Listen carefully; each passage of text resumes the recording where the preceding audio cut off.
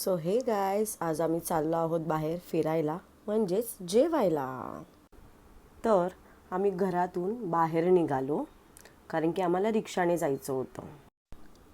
तर आम्हाला बाहेर पडल्या पडल्या रिक्षा मिळाली आणि आता मी तुम्हाला दाखवते की मी नक्की कुठे जेवायला चालले. सो आम्ही रिक्षातून उतरलो आणि हे बघा समोर कॅफे कुबा, जे गोवंडीला आय थिंक गौतम नगरच्या आसपासच आहे.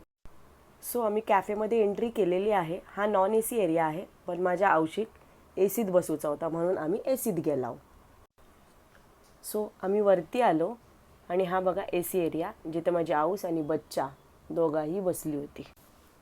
त्यानंतर आम्ही ऑर्डर दिली होती, पण त्यांनी स्टार्टिंगला शेजवान चटणी आणि कांदा आणून दिलेला आहे. तर स्टार्टरमध्ये आम्ही चिकन लॉलीपॉप आणि क्रिस्पी मागवली.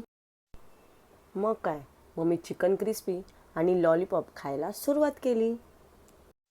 तसेच स्टार्टर झाल्यानंतर आम्ही मेन कोर्समध्ये चिकन हंडी, मटन दालगोश आणि बटर नान मागवले.